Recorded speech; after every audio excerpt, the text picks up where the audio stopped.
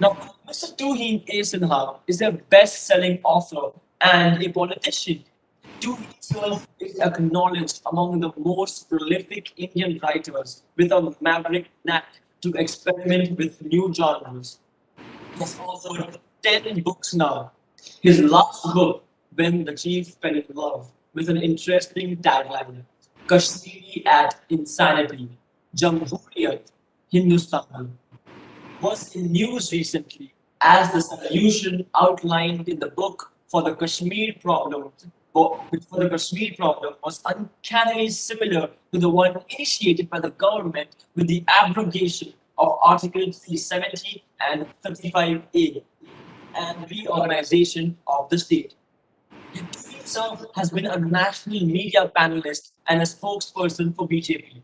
As an outside speaker, he brings a lot of objectivity to the high decibel TV debates with his structured and nuanced arguments. Moving on to Clark, alter ego of Mr. Suraj Prasad. He is a planetary citizen born in leap year in Lagos. He grew up in Delhi, an Indian army brat. He is a pharmacist, NGS, and a postgraduate in management from IIM Kozhikode.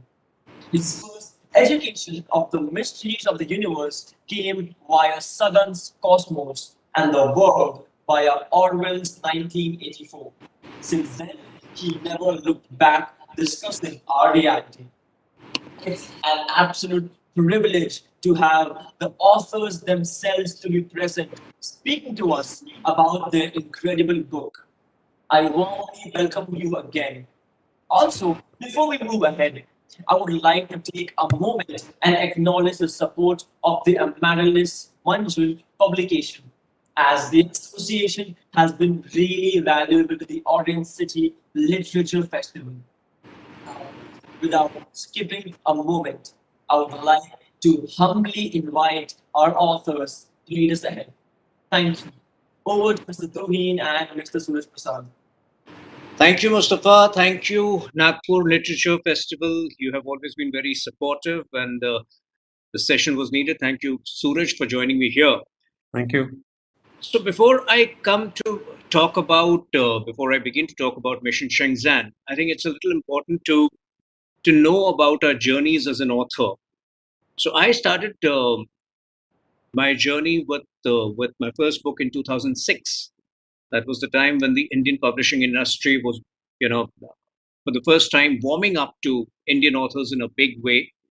Because prior to that, prior to 2004, the focus was more on getting foreign books and distributing it well over here. So my first book was in 2006. It was a book called That Thing Called Love, which went on to become a huge bestseller at that point of time. And many books followed since. And unlike some of the other authors who wanted to replicate or write in the same genre, I made a conscious effort to kind of raise the bar with every book, try and experiment with different genres. And political thrillers is something which came naturally to me because of my interest in politics, because of the people who I interact with. So there were three political thrillers back to back, beginning with Of Love and Politics in 2010, The Edge of Desire in 2012, and then The Edge of Power in 2013. Many of the characters in the book were inspired from real life, but then it was equally important for me as an author to weave in some of the contemporary real issues in a fiction narrative and to kind of communicate my message across to the readers and to the world. So similarly, in 2018, when my Kashmir book had come out, it was my understanding, my assimilation of the Kashmir issue the way I have seen it over the last 3 decades, because it has always pained me to think, it always disturbs me to think that a land as gorgeous and as beautiful as Kashmir should always be ravished by political problems. And it is a coincidence that 1.5 years later, when the government abrogated Article 370 and 35A and reorganized the state, a lot of what I had envisaged in the book 1.5 years ago, prior to 2019, when the solution was enacted, actually, turned out to be a reality. Now, 10 books down the line, or 9 books down the line, I was grappling with a certain creative fatigue.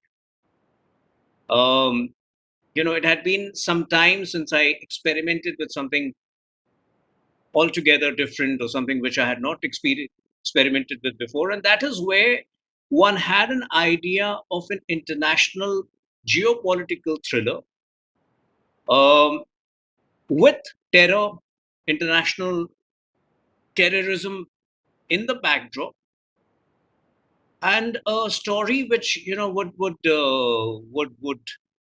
emanate out of the India under siege feel. But at the same time, it would be different in its treatment from a lot of the books which had already come out.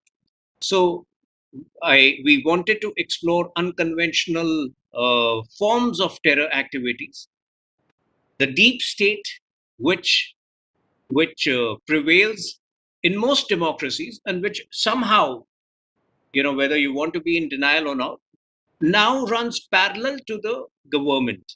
In every way, is trying to the deep state in most of the countries is now trying to arm twist the governments in their respective countries in whichever manner they can. But the challenge was, with a parallel political career, I did not have the wherewithal to attempt a book of this magnitude, and that is where I got in touch with Suraj. Suraj had been in touch on the social media with me for years now. I think 6, 7 years, and one tends to be intuitive, one tends to be instinctive. So I just had a feeling that our sensibilities would match, and here is a person who um, comes from the same part of the country from where I come. So, who kind of subscribes to my political thought process, maybe not in entirety. And that is where I approached him. And fortunately, we gelled on the issues we discussed around the book, and we got writing somewhere 2.5 years ago. Now, the interesting part is that while we were writing the book, we must have been halfway down the line, is when the COVID pandemic broke out. And we deliberated on the changed world scenario and felt that it would be hugely unfair to the readers if we don't weave in the COVID pandemic, and we don't weave in the the the new components of bio warfare which were now visible to the world. And that is where a lot of rewriting went into the book. I think it only expanded, it only magnified the scale of the book, and eventually the mission came out as Mission Shengzhan for all of us to see.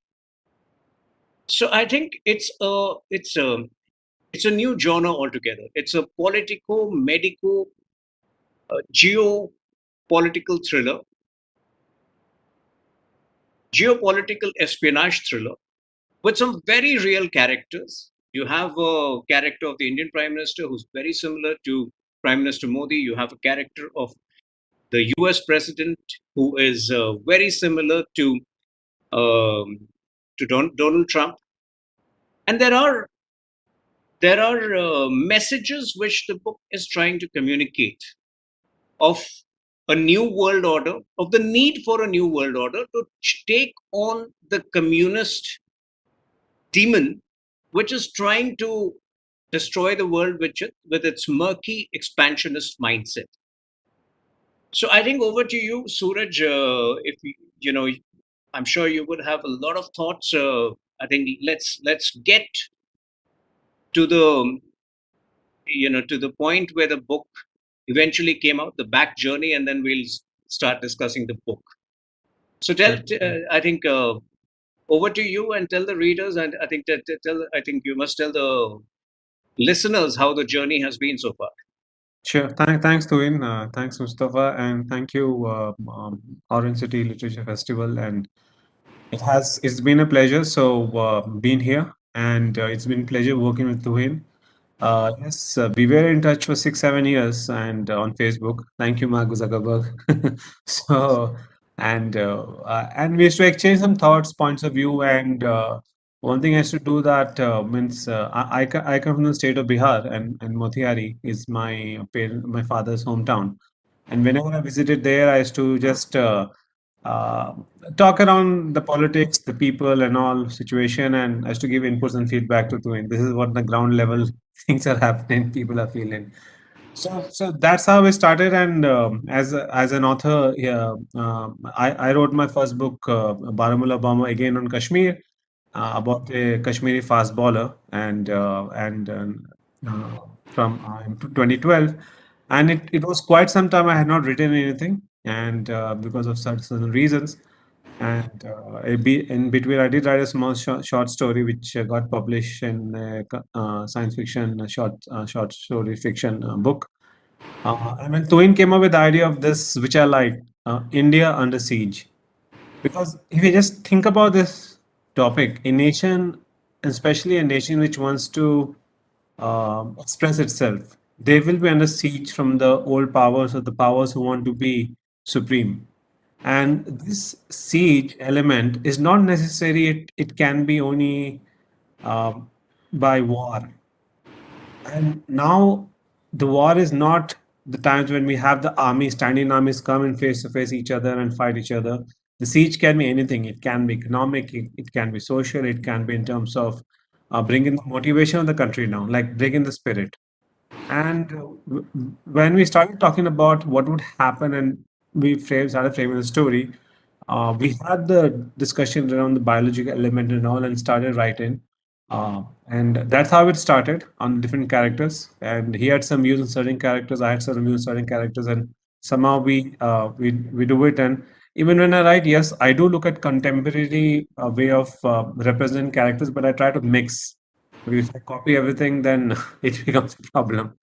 So that's how I started, and the story evolved, and the writing was exciting. The learning in terms of discussing and hearing the inputs and sharing was fantastic. And then the first draft was okay, but the second, third draft was fantastic. So as we and we did this without even meeting face to face, and that's the magic of I would say trust. That's the magic of understanding, because it's like a batting partnership of openers, when the mind we know when to run, when not to run, and that's what is important. Whether you see Gavaskar and Chetan Johan when they were batting long time back, many people may not know, and later you have Gavaskar and Shrikant playing, and now we have so I see myself as an uh, sort of an opening partner with him, and we understand in terms of messaging, and there were creative differences, but it was pleasure working with Tuin, and everything got sorted very calmly and shortly. So, and I to be honest, uh, I know we are live and all. I like to say he's very humble, and it's a pleasure to work with him and understand him with his knowledge and his depth of perspective around what's happening not only in politics but generally in from society as such. It's very important. Yeah. Thank you, Suraj. So the central idea, that the book delves upon is India taming the dragon. Mhm. But I don't think taming the dragon is that easy. Have we managed to tame the dragon? What do you think about this? Or is there a long way to go? It is a long way to go, I would say this way, and nothing happened instantly because um, it's about identity. Like we're proud for who we are and what we are. Every country has that status, and when we see someone trying to a country, a nation, and identity trying to put down another country and identity and culture, there's going to be clashes, and this clashes. It's I would say this is a clash of civilizations. It's not both the the China civilization, Indian civilization are old. It's a clash of ideas. It's a clash of civilization. It's a clash of people think and process. And we have to see because when I think of it, George Orwell, 1984, he wrote the book long time back about the way the world is going to be. And a small fact: George Orwell was born in Motihari, same hometown where my father is from. And when I read about communism, when I read about like there is a side, there's a romantic romance angle in communism that it sounds good.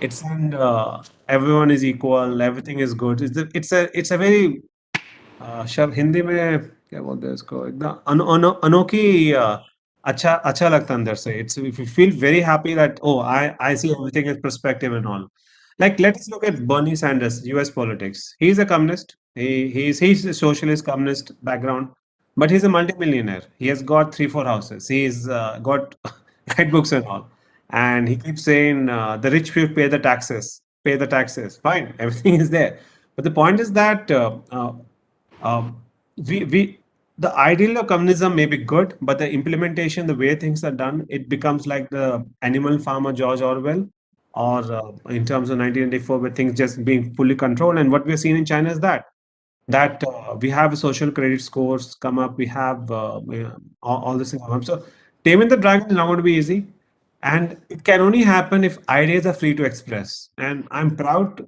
to be born in India. Not born in India, I'm born in Nigeria, but being an Indian citizen. And in terms of expressing idea, being free and able to talk. If I have a issue, if I speak against certain political personalities in China, look what happened to the tennis star. She was gone. I don't think that can happen in India. We do have checks and balances. We had the Constitution Day just yesterday. We do have checks and balances, and that's where it is. Taming the dragon. And also, Yeah. the mistakes and the errors of the past cannot be, corrected overnight. So Yeah. India's 100%. with China can be best understood from a letter written by the then Home Minister Vallabhbhai Patel to the then Prime Minister Nehru on 7th November 1950, just about Yes.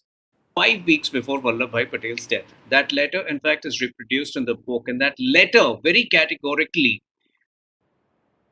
shows that Vallabhbhai Patel was not in sync with Nehru in the way Nehru was kind of pacifying China on every issue. Now, India lost a golden opportunity to be a part of the UNSC at that point of time. And 70 years down the line, we are still, kind of negotiating. We are still trying to make our way into the UNSC. But I think that giveaway is something which still haunts us as a nation. Yeah. So, in fact, yesterday I was at the Gateway of India for a program to commemorate the 13th, or to observe the 13th anniversary of 2611.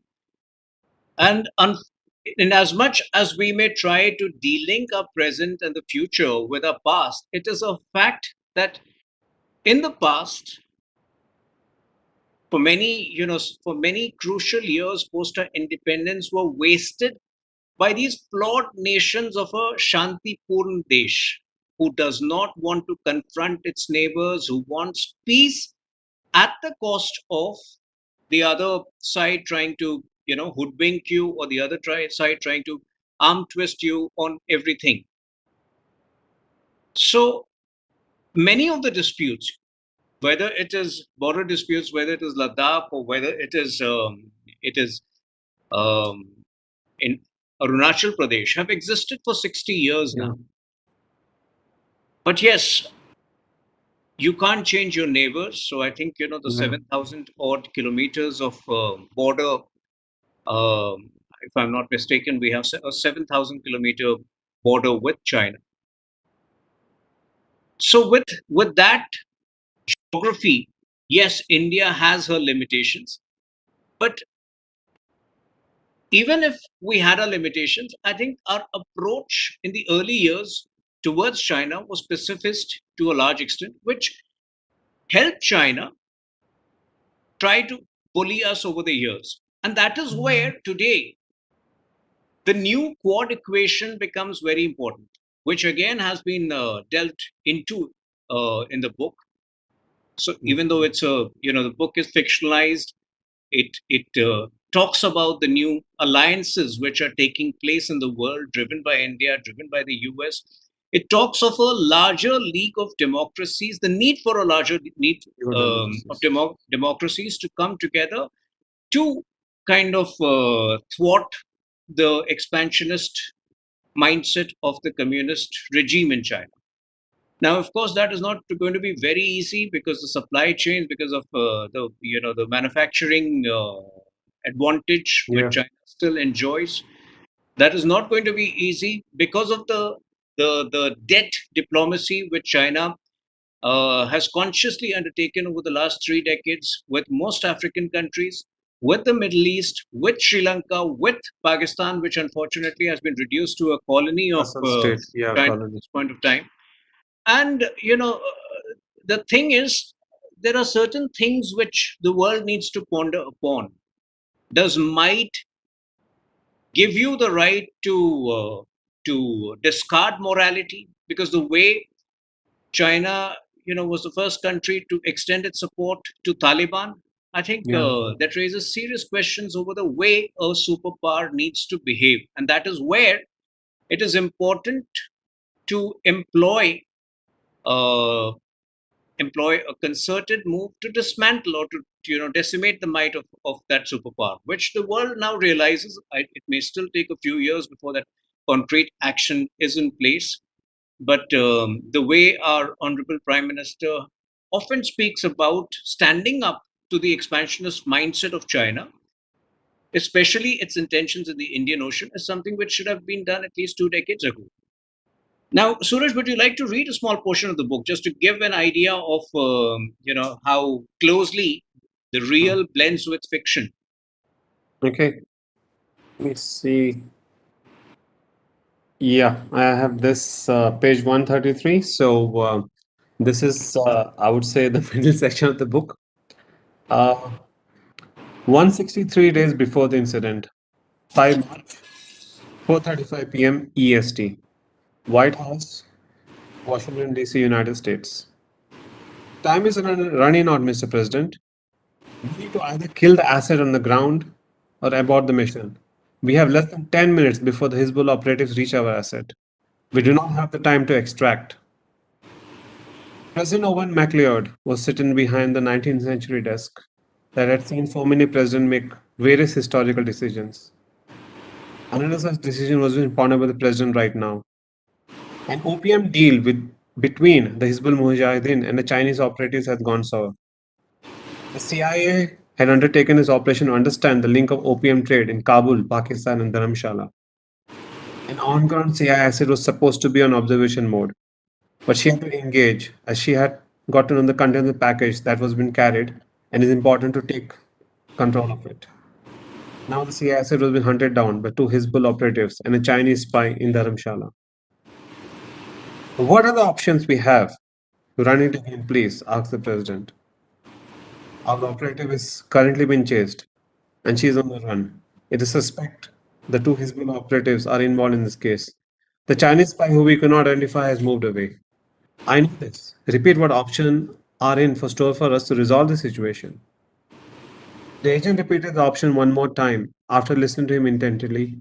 President McLeod picked up the hotline phone. He pressed one of the buttons which connected him straight to the Prime Minister of India. Over the last few years, both democratic leaders had been consciously building trust among themselves as well for the respective nations. Hello, Prime Minister Patel. Hello, President MacLeod. What can I do for you? The Indian Prime Minister Shiv Patel asked him. I need your help and a big favor, Owen said. Ah, considering the time, I guessed as much. What kind of help do you need, Owen? It is a sensitive matter, Owen hesitated. Our line is secure, Shiv reminded him. One of our assets' life is in danger. Is the asset in India? Shiv asked. Yes, Owen signed. There was a moment's silence as both the heads of state contemplated the next moves. Which place your asset is in? Asked the Prime Minister, making up his mind. Ah, in your backyard. Our asset is in Dharamshala. Another moment of silence now. The line got muted.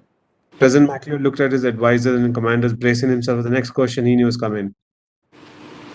Is the asset an Indian citizen? The Prime Minister asked. Owen let out a deep sigh. Let us say she is a patriot. The line got muted again. The President muted the line as well. What the F is going on? He said in frustration. We are losing precious time.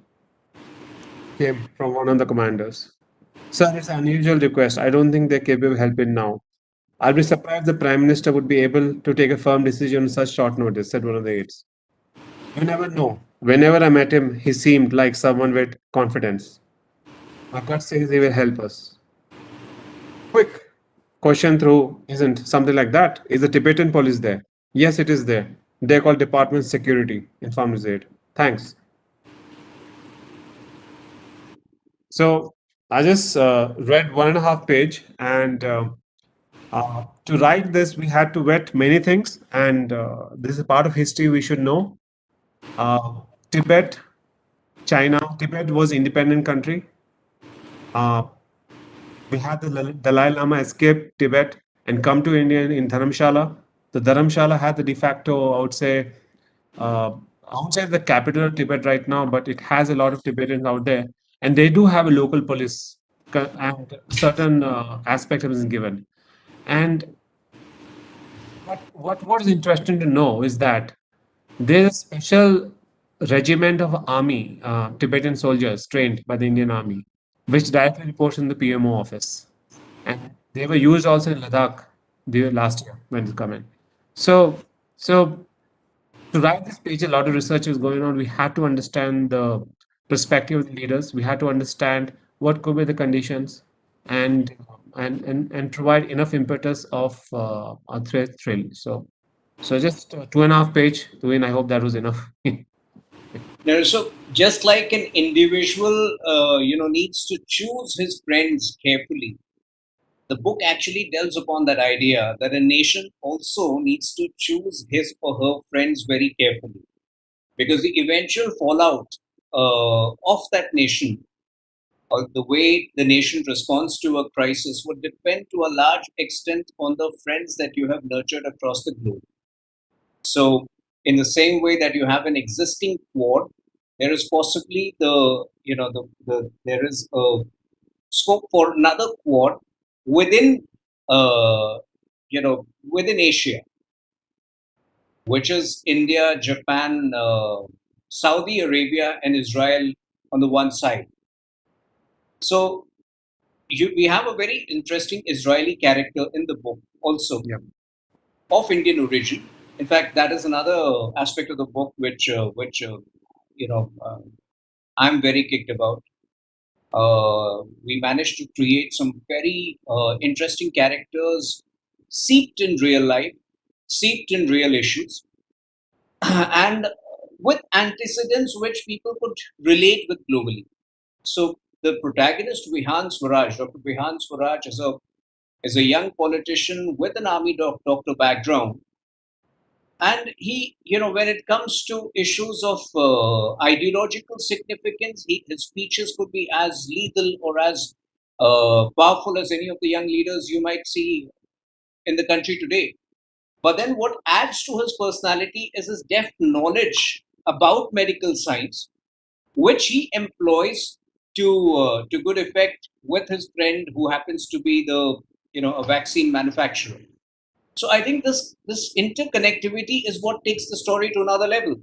We have a raw agent, Udita Tandon, you know, who for most part of the story seems like a very deceptive character, but in the end, you see that she's the one who was doing all the good work in thwarting the enemy designs.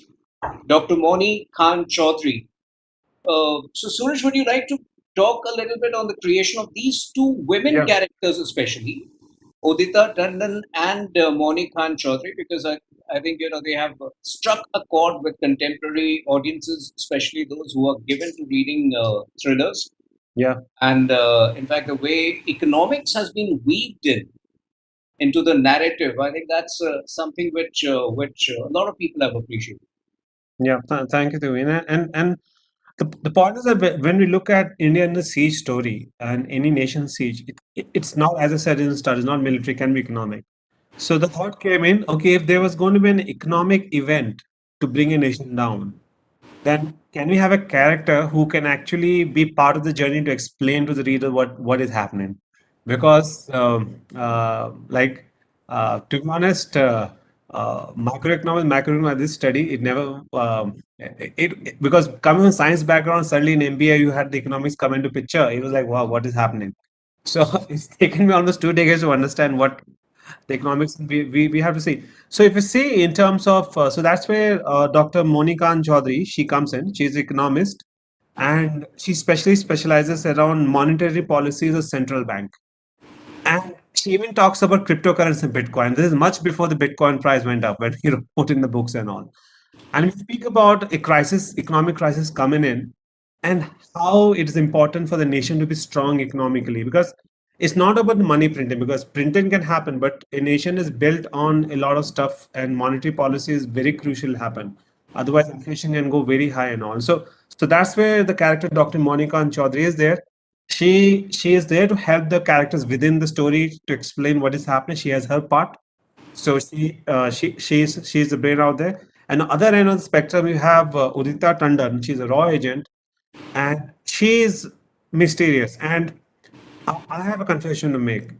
When we started the character, we it was sort of maybe two dimensions and all, but as we started writing, looking at it, it we took a decision that we will see where the story goes and evolve her also, and that's how it became very interesting. She really expresses us in different points of view, and a very complex character. And I'll be honest, I got inspired by Elizabeth Slander, the dragon tattoo story, and that was the first time in terms of the most complex character I've written is her. And when you see in terms of it, she as a raw agent, you have to keep your emotions under control. Uh, you have to trust everyone and yet trust no one. It is a very complex way of life, and in terms of it, to understand the secret agent and spy, you have to get things done, and yet your name is not known. And so many of our brave hearts have actually done their duty in that way. So these two women characters, when we created the female character, when we created, they are independent, and they have their hold on the story. And to be honest, uh, Dr. Major Vihan Swaraj started as the main character, but he's actually been guided around by these two ladies. So that I feel that's a good strength of a story which has come out towards them. We started with Dr. Vihan being the main protagonist, and as evolved and story progress, we let the plot just run its course. Yeah. So, in fact, we were stuck at a point in the story when the first lockdown started, which was in March 2020. Yeah. And that lockdown turned out to be a blessing in disguise. I'm mentioning this because as we have this conversation today, there is a gloomy picture being projected of another variant having come to the fore.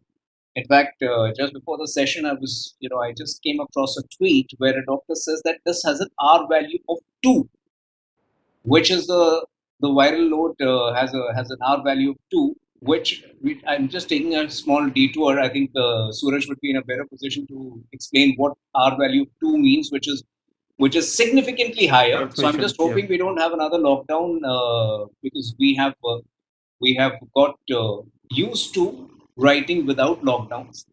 But what does an R value of 2 mean? Are we headed for more gloomy days ahead, or? It's about the transmission factor, the faster way the transmission happens. But we have to remember that the vaccination is very crucial. It's very important. We have Covaxin and Covishield out here in India, and precautions has to be taken. Don't have to let our guard down. It doesn't mean that we have to stay in home, because, to be honest, sunlight is very important, vitamin D for the immunity. And so I'm not a medical doctor, so I cannot give medical advice. But let us see from the point of view of our history and culture, and the way we look at this one. So in terms of in terms of the treatment, trust your doctor, work with them, but we have to take precautions that we don't crowd. We don't actually hundreds of people go in marriage and all that happen. That I'm vaccinated, nothing's going to happen. So we have to take precautions. We have to take precautions and encourage people who are afraid to take vaccines to take vaccines. because this is where the changes are going to come in. And in any situation, mask has to be worn when you are in a crowded area. And to be honest, um, uh, if I look at the past, and even we had this statement come that most likely the disease will be endemic.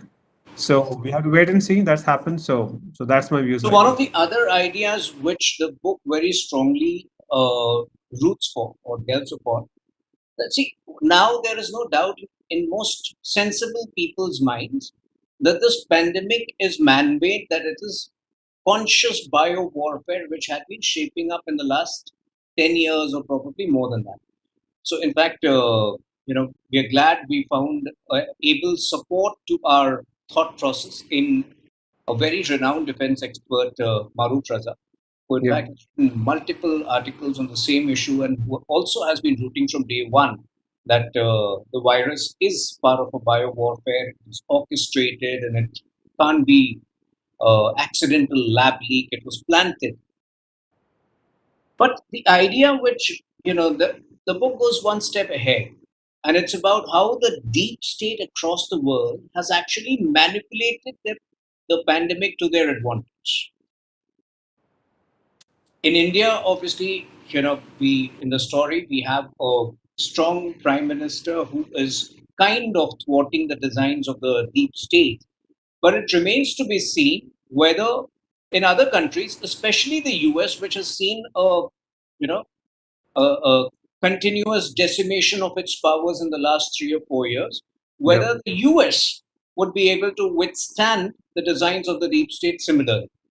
But yes, I mean, it's a fact that politicians, a small chunk of politicians across the world, are now on the payroll of communist regimes. The book has been very candid in projecting that.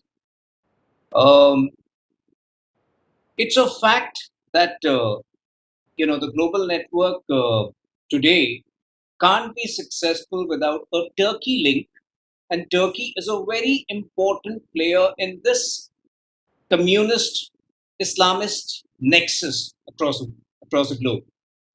And in fact, we have a Turkish character who is who plays a crucial role in engineering some of the protests or some of the overhead protests which are taking place in India, but which are designed to create something more malafide underneath.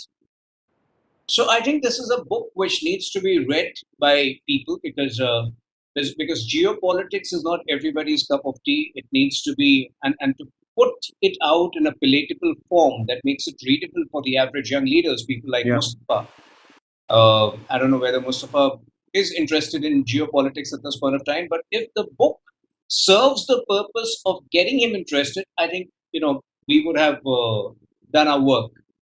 So that's what our purpose of writing this book has been.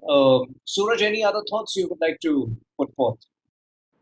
Well, everyone, in terms of people who read spy thrillers, who want to understand geopolitics, even Maruf Raza sir said the go-to novel to decode China's unrestricted warfare. It's very important to, and our objective was just to bring it, the whole concept of geopolitics into a reading material, which we did. And go out and get the book, read it. If you have someone, go take the book and share it and read it. Please share it around. And it doesn't end because we leave the and then we cliffhanger, and we'll have to wait and see how things happen. But it's important for people to be aware, because if you see the word beware, okay, the thing has to be, we have to be aware. When we are aware of things happening, we have behavioral threats coming in. If you're not aware, awareness is down, it goes away.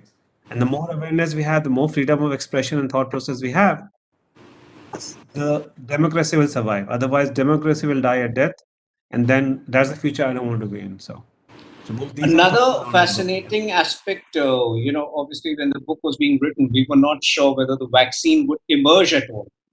Yeah, It was that phase of uncertainty. But yes, the quest for the vaccine would have readers travel from the Amazon forests in Brazil to Antarctica, Antarctica. and that's a surprise element which which has been played out very well in the book. Yeah.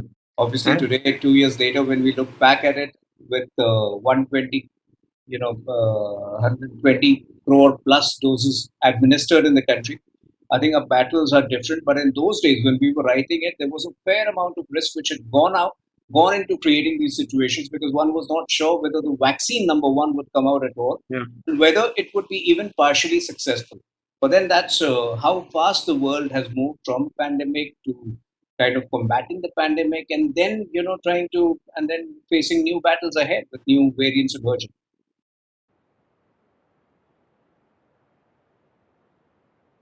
Yeah, and in terms of the Antarctica story, we in Antarctica we have different countries have their labs. In India also, we also have a lab there. It's named Gangotri. There, in fact, I think second lab is in built or it's already there. So there's a lot of research has gone into the story. There's a lot of thinking has gone into the story, and I keep saying that let anyone wants to challenge the facts, let's challenge the facts. So and how as we saw things happen, as we saw things open up, become real, it was really surprising because when we wrote about recession, inflation, cryptocurrency, we even talk about gold. So that's economics angle. We spoke about the threat. We spoke about different things. So it has a lot of stuff and points of views, and hopefully to the readers, thank you for reading the book who has read it. People are going to pick up. Thank you in future for picking it up and reading it, I just feel this one that uh, sometimes so as authors we just want to express ourselves, but someday when I read the book, I think did I write this? Or how was it is written? So there was someone told me this thing. Authors don't write book; it gets written through the universe. So so some elements of the book is comes through, and that's what I like to share. That when you read, you'll see different aspects. It has different things for different folks, So and the world has faced many unprecedented challenges in the last couple of years, and the good part is that the book, kind of brings it, brings it in your face, makes you live those challenges yeah, through the different characters and through some very interesting and peculiar situations, battling those situations. But now the interesting part is that the way things stand today, obviously, like I said, I've never seen the world move so fast. 2 years ago, the challenges were different. It doesn't seem the challenges are going to end anywhere now. It's just that the same challenges are getting reinvented with greater ferocity. So, but yes, I think it does call for a sequel. It does call for a similar book in the genre. Now, whether we do it or not is something time will tell. yeah, It's something the I think the approach of our publishers will decide.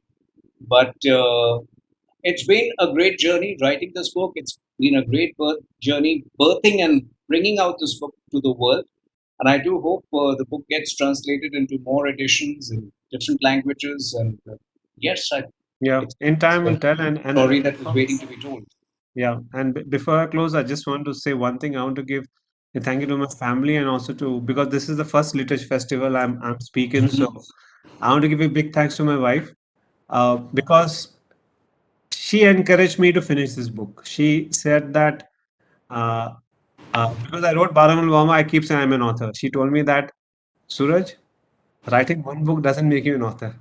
So you have to push yourself and do it. You have you're given your word to him. You have to work with him and get it done. So I want to give a big thanks to my wife and that's it. So read the book, enjoy it.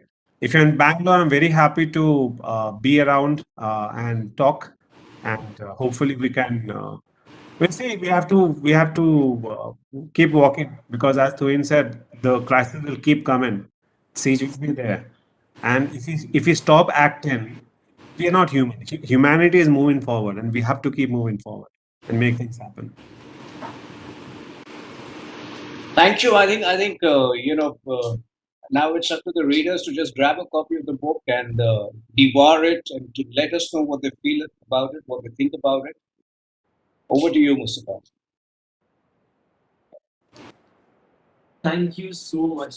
Well, it was such an interesting conversation. I mean, I was so engrossed listening to you both. I mean, it completely changed my perspective about the problems of the country. I got to learn so much just by sitting over here and listening to you for just half an hour to half an hour. I mean, the book itself talks about so many problems, such as the problems of the neighboring countries of India, Kashmir, China, Tibet. Then talking about the cryptocurrency and this and the current economy of India, how printing money does not only work, and the biggest fact I got to learn about was the pandemic actually being a bio war. I mean, I can't wait. I mean, Mr. Tuhin asked me a question that am I interested in geopolitics? My answer was no at that time, but to be honest, it has really this listening to just this 40 minutes of conversation, I am really so engrossed. I really want to pick up the book and just start reading it right now. I mean, at the outset, thank you so much, Mr. Tuhin Sinha and Mr. My pleasure. My pleasure. Our pleasure. We My wish pleasure. you both again and be equally enlightened as all of us are. And for a dear massive audience, I'm sure after hearing this conversation, all of you are taking home an enriched version of yourself just as I am. Once again, thank you all for joining us today. Until I see you once again, this is Mustafa Thank you. Yusuf signing off. Thank you so much, sir. Thank you. Thank you. Sure. Thank you. Thank you, everyone. Thank you. Thank you. Thank you. Bye. Do read the book and let us know. Do read the book. We'll wait for you to make it up. Do read the book and fall in love with statistics also. Very important. All the best and thank you. Thank you.